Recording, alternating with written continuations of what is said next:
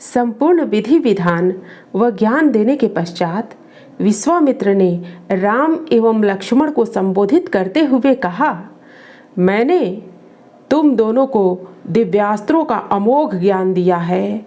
इनका संपूर्ण ज्ञान देवों को भी दुर्लभ है।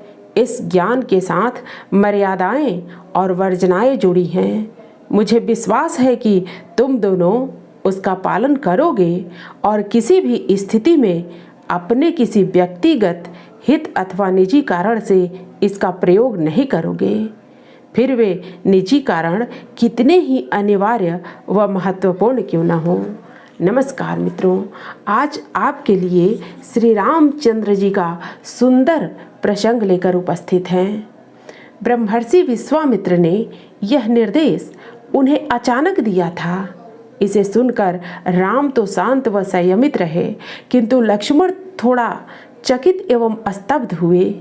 वे जानते थे कि एक योद्धा के लिए दिव्यास्त्रों की प्राप्ति कितनी कठिन व दुसाध्य है।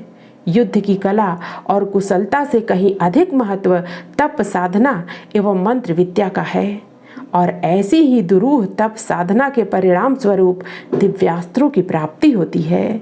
युद्ध की कला और कुशलता तो युद्ध विद्या की प्राथमिक कक्षा की तरह है।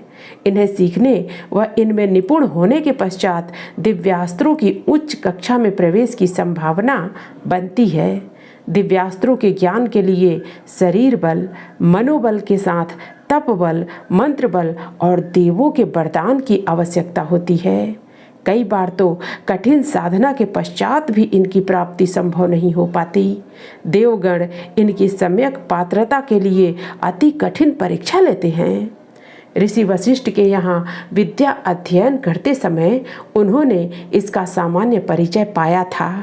उन्हीं दिनों ब्रह्मर्षि वशिष्ठ ने यह भी बताया था कि संपूर्ण त्रिलोकी में इस समय दिव्यास्त्रों का परम ज्ञान ब्रह्मर्षि विश्वामित्र के पास है।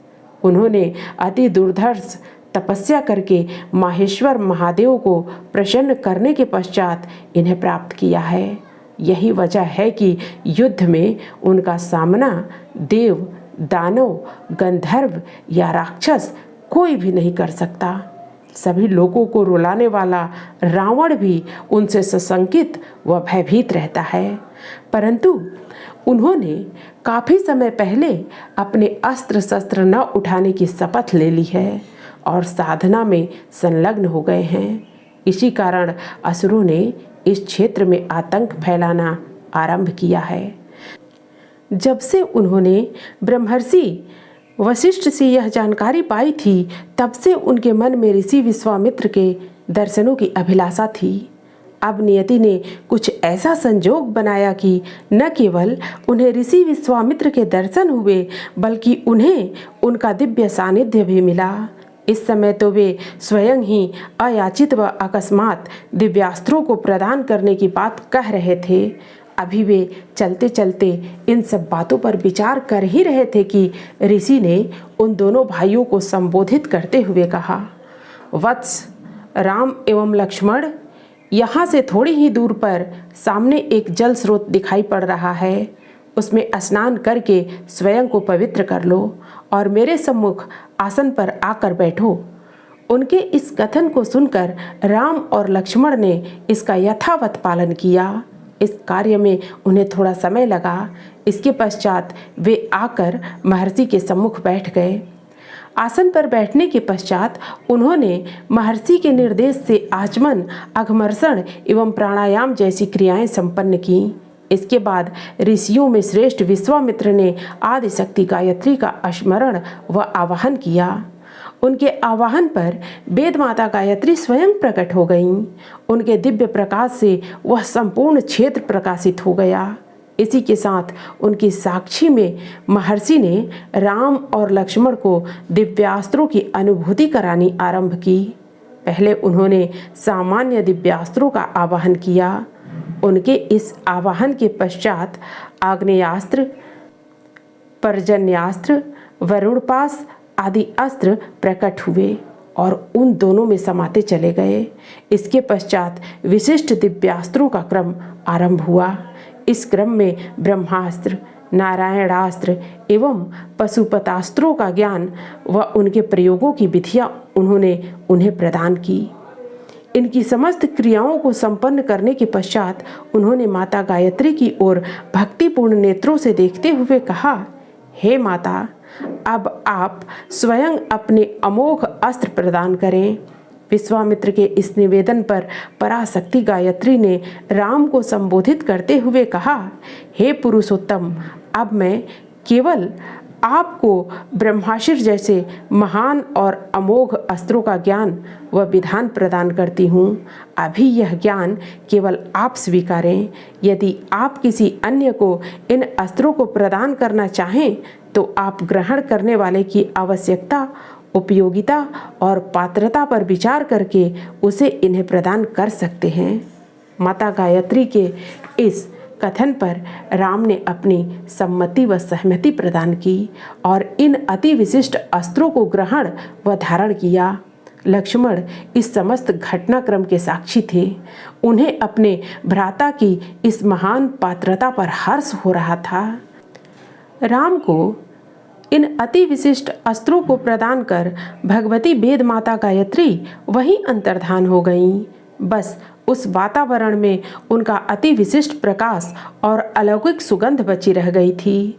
संपूर्ण विधि विधान व ज्ञान देने के पश्चात विश्वामित्र ने राम एवं लक्ष्मण को संबोधित करते हुए कहा, मैंने तुम दोनों को दिव्यास्त्रों का अमोघ ज्ञान दिया है। इनका संपूर्ण ज्ञान देवों को भी दुर्लभ है।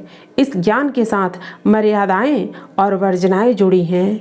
मुझे विश्वास है कि तुम दोनों उनका पालन करोगे और किसी भी स्थिति में अपने किसी व्यक्तिगत हित अथवा निजी कारण से इसका प्रयोग नहीं करोगे, फिर वे निजी कारण कितने ही अनिवार्य व महत्वपूर्ण क्यों न हों। ऋषि आगे बोले, तप हो अथवा विद्याएं, सभी धर्म के साथ जुड़कर ही अमोघ व अचूक सिद्ध होते हैं। लेकिन जैसे ही इन्हें धर्म से विलग अथवा विमुख किया जाता है, इनकी शक्तियां क्षीण होने लगती हैं। जो विद्याएं मैंने तुम्हें प्रदान की हैं, उनमें से कुछ अमोघ विद्याएं ऐसी भी हैं जो धर्म का परित्याग करने वाले के साथ क्षण भर भी नहीं रुकती, वह उसे तत्काल और शीघ्र छोड़कर चली जाती हैं। धर्म ही इन सबको अमोघ, अचूक, अक्षुण व समर्थ बनाए रखता है। इसलिए प्रत्येक स्थिति में तुम दोनों को अपनी धर्मनिष्ठा बनाए रखनी होगी और सर्वदा लोकहित व धर्म रक्षा के लिए सजग व सचेष्ट रहना होगा। विश्वामित्र के इस कथन पर उन दोनों ने कहा, हे गुरुदेव, हम आपको वचन देते हैं, हम अपने प्राणों के अंतिम कण तक और जीवन के अंतिम क्षण तक धर्म का पालन करेंगे। कभी किसी निजी हित के लिए अथवा संकीर्ण स्वार्थ के लिए आपके द्वारा सौंपे गए इन अमोघ अस्त्रों एवं देव दुर्लभ विद्याओं का दुरुपयोग नहीं होने देंगे। इसी के साथ मानव व मानवता का विनाश करने वाले आसुरी आतंक से सतत संघर्षरत रहेंगे। अपने कर्तव्य कर्म में कभी कोई शिथिलता नहीं आने देंगे। इतना कहने के बाद राम ने उनसे कहा, आप मुझ पर विश्वास रख सकते हैं। हम अपने वचन के प्रति सतत प्रतिबद्ध व प्रतिज्ञाबद्ध रहेंगे। राम की इस बात पर ऋषि विश्वामित्र के मुख पर छाए हुए चिंता के घने बादल छट गए। उनका मुख पुनः प्रकाशोज्वल हो गया। अब उनके मुख पर निश्चिंतता और आश्वस्ति दिख रही थी। उन्होंने कहा, वत्स, नियति व प्रकृति सतत मानव की विविध तरह से परीक्षा लेती है। इसलिए जीवन में श्रेष्ठ वही होता है जो सजग व सचेष्ट रहे। कभी भी अहंकार को स्वयं पर हावी न होने दे। प्रायः शक्ति व सामर्थ्य मनुष्य को अहंकारी बना देते हैं। मनुष्य करणीय व अकरणीय तथा कर्तव्य व अकर्तव्य का भेद भूल जाता है। उसके विवेक का ह्रास हो जाता है। इस स्थिति से केवल वही उबर सकता है जो अहंकार रहित हो। प्रत्येक स्थिति में विवेक व वैराग्य से संपन्न रहना चाहिए। मैं तुमको यह सीख इस समय अवश्य दे रहा हूँ, परंतु अतीत में मुझसे स्वयं से भूले हुई हैं। लेकिन मैं जानता हूँ कि तुम मुझसे भिन्न हो और भूल नहीं करोगे। मेरी आशा, मेरा विश्वास तुम पर है। तुम सदैव धर्म पथ पर अविचलित रह सकोगे। धर्म तुम्हारे व्यक्तित्व को निरंतर प्रकाशित व परिभाषित करता रहेगा। मित्रों, फिर मिलते हैं अगली प्रस्तुति में नई कहानी के साथ। धन्यवाद।